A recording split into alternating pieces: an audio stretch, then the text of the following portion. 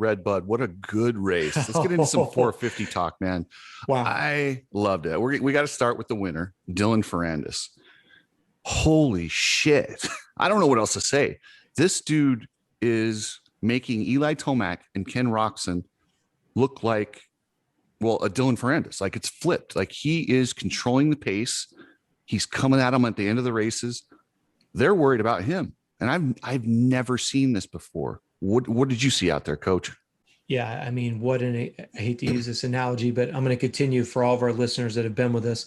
As Lance Armstrong says, the momentum has changed zip codes. And I think we saw that at Red Bud. Track was rough, nice long trap. Lap times were long, which I like. Pretty gnarly jumps, lots of ruts, lots of bar to bar. Yeah, I think that we have seen a momentum change here, sans an injury.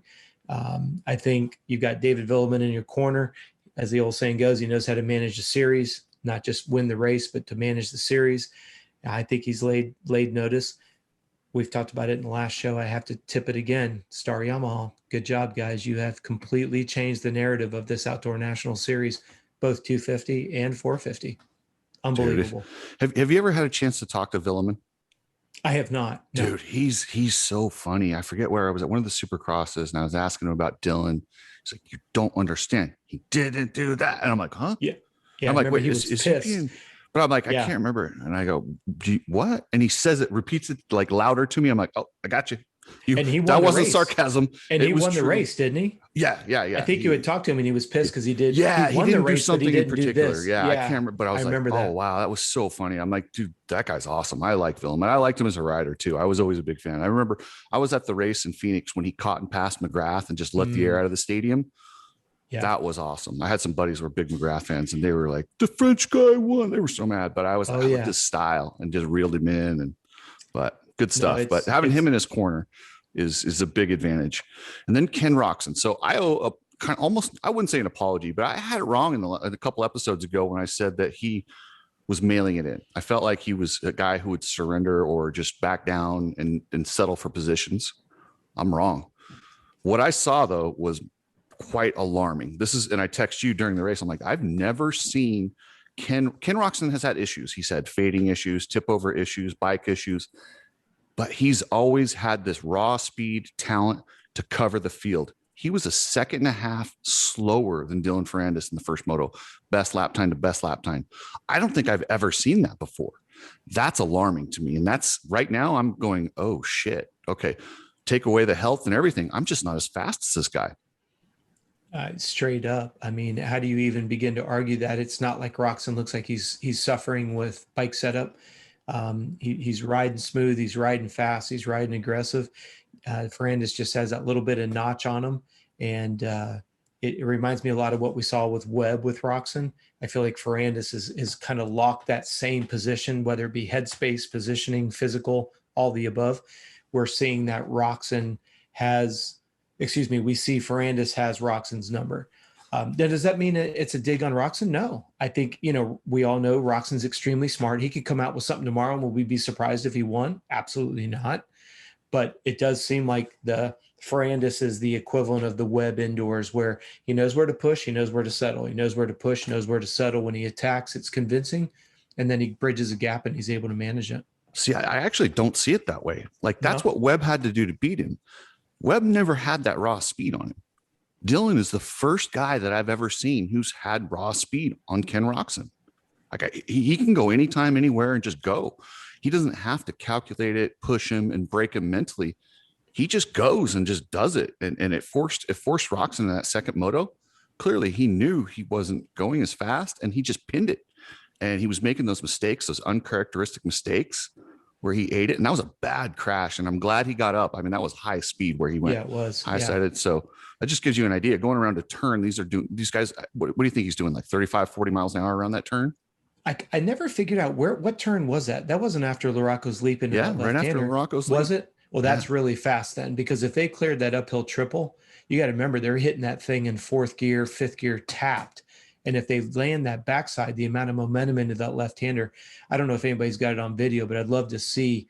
That was horrendous. I mean, because it's a sweeping left-hand turn. And if you you railed. I know Kenny was taking the inside, which was making my skin crawl.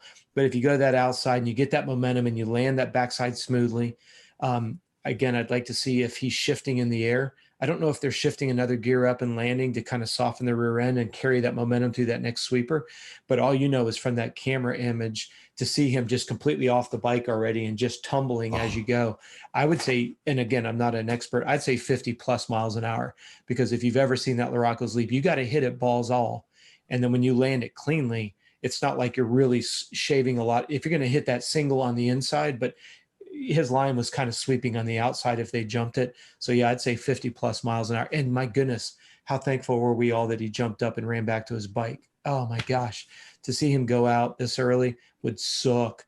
But I don't know how much that took out of his sales either. We'll see this upcoming weekend. Well, and sometimes with a guy like Ken Roczen, you have one of those crashes like that that's really bad. And he goes, wait, okay, I'm not made of glass. I'm fine. Yeah. And it almost builds, it's crazy how it can actually build your confidence to have a big crash and get up and walk away. So it could go two ways. Southwick's important. We're going to see. Langston even mentioned that, like he said, it's almost, I think he almost said exactly what you did. It's amazing how that can become more of a confidence builder, even though it sucks to have a high speed get off. Now, I don't know how much he being Kenny had to go into the reserves to get back up, get the bike restarted. Yeah, we're not kicking him anymore, but still takes a lot to pick that bike up. I don't even know where in the moto we were. I know it wasn't very, very early.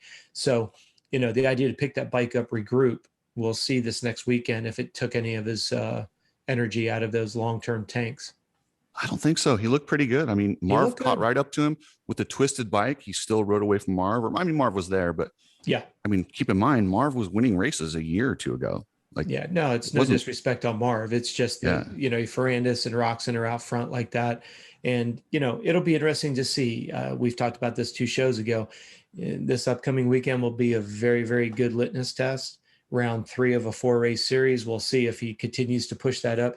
And again, you and I neither one of us would be surprised if he continues to influence the front. And none of us, or including the listeners and the viewers, would be surprised to see him go backwards. I mean, we've seen both scenarios. Neither one of them would surprise us. We'll just wait and see what happens. Yeah, I gotta love that. And then Tomac, speaking of this, but if you go back, I called this. I said he's gonna go when he can go. To me, this is my opinion. He looks disinterested. Yep. When he can get interested or get a good start, and usually AC's right in front of him. That's usually when he gets excited, because he doesn't like Adam to beat him. Nope. And then he gets going and he gets a rhythm and he goes, okay, I'm going to go. And he goes for it. He wins the moto. So that's 2 second motos in a row. Can he get it going? I don't know that you're going to see a dominant Tomac. I think this is what you're going to see the rest of the year. Can he get it going? Yes. Does he want to? That's the $1 million question. Well, of course he wants to, but it's more than just a want. To get to the level where Ferrandis and Roczen are right now, it takes you literally. People don't. I don't say this lightly. They are putting their lives on the line, going that fast, going 50 miles an hour around a turn. Is he willing to do that when he knows he wants to get to the Yamaha healthy? And those Yamahas, boy, God, they look good. Well, but you think about it. Ferrandis is the Tomac of 2 years ago when he hurt his shoulders, where if he started in 5th, there was nothing standing between him and first place. He was moving forward, making passes where nobody else would make passes, never letting the track be the excuse. There's no place to pass, really. He'd pass on the outside. He'd pass on the inside. He would make shit happen. And that's what we're seeing Ferrandis do, is it's like, don't tell me I can't pass in this corner. Watch. That's what we used to see with Tomac, and older child. I don't think he's married yet, but he has some I think he has a second child on the way. That changes your perspective. That changes your executive decision. We get that. But are we surprised when Tomac storms to the front? Absolutely not. Do we love to watch it? Poetry, emotion. Are we going to see it every weekend? No. That's just the reality of it. And will we see it for Ferrandis? Hell yes, I think we will. As long as, it's his title to lose right now. I mean, absolutely. He literally is the guy in control. Yep. Plessinger. Dude, how fun is this kid? Is there not a better personality for the sport? Well, like GL said, they don't even have to preempt, or she didn't have to. And by the way, is that Robbie Reynolds' wife? Yeah. Actually, That's Ringer. what I thought. Okay. Yep. So she didn't even have to preempt him to say Red Bud. He just grabbed that mic and he's just like running with it. And how can you not like him? And that Redneck or shirt. not redneck? Yeah. The t-shirt, the cutoff sleeves, hey, the sport needs more of them. Whether you like his personality or you don't, you got to give him credit for just being unique. The Rocco was unique, like him or leave him. McGrath was unique, like him or leave him. McGrath was unique, like him or leave him. Hey, even RC, like him or leave him, he was unique. And I think Plessinger is unique. He's likable. He's learned. I loved whenever, even though we see the same freaking redundant interview in every single show now, but I like what Plessinger said was he always looked at the Pastrana, always had a smile on his face, always had a thumbs up, was the last guy in the pits. Hey, kids, why don't you pay attention? Travis Pastrana hasn't raced a pro race in 10 years. He goes to a race and he still has the biggest crowd. Why? Because he's personable. Plessinger gets it. He's leaning into it, and we all love him. And what's cool is that seems very authentic to me. He's not Absolutely. He's leaning into his natural character. And that's what it is. And I feel like Dylan is a little bit too. I mean, he's going a little bit French and everyone makes fun of his hair. He seems to have grown it longer. Yeah, and shaved the sides and like, exactly. Oh yeah, the fresh shaven sides, like running the long hair. Don't care. I love it, man. But that's what it was funny because the clip that you're talking about where they ask those questions, my boy Noah walks in and he watches a couple of them. He goes, "Dude, are they all the same?" Yeah, exactly. I go, "No." He's all, "Why do they all sound the same?" They all said Happy Gilmore too. I'm like, I don't know, man. I feel like somebody put that in their ear. I don't know why they all say the same stuff, but he's like, "That's so vanilla." I said, "But look at this guy." And I showed him Plessinger and he's like, "Oh, that's cool." Absolutely. And laughs at himself like Pastrana used to do, Yes. And it's dirt bikes, people. Yeah. And I liked when he said, well, I bought her they asked him what was the best gift you gave her. And he said a car. And he goes, but I also bought her an M&M dispenser machine. And that was kind of cool. I mean, how authentic cool. can you? Yeah. I mean, it's not a $90,000 Tesla like Cooper got his girlfriend or wife or whatever it is. Plessinger's like, yeah, I got her an M&M dispenser. I mean, that's authentic. That's Plessinger. That's what we need. And for him to be able to run, he laughs at himself and he's goofy, but he's engaging. I love when he takes the mic off and just grabs it like a freaking rock star. And he just gets the Red Bud crowd going and he's pointing in the crowd, making it personable. I mean, live and learn, young kids. I was so mad though, because as he's doing it, I don't know if he saw like the team manager, he stopped and then he did the little spiel and then came back to it. But I'm like, just let him go. Stop with this. Whoever, Star Yamaha, listen, we get it. You guys got 3 out of the top 5 in the 450. You're the premier class right now, or premier team right now. Just let your guys be their guys. We know who your sponsors are. Well, we've said it the last 3 shows now. There's got to be some financial ramifications if those aren't articulated, because there's no reason why they would, like you say, he's on his authentic trail and then it goes back to, corporate and then it goes back to himself. It's like, stop.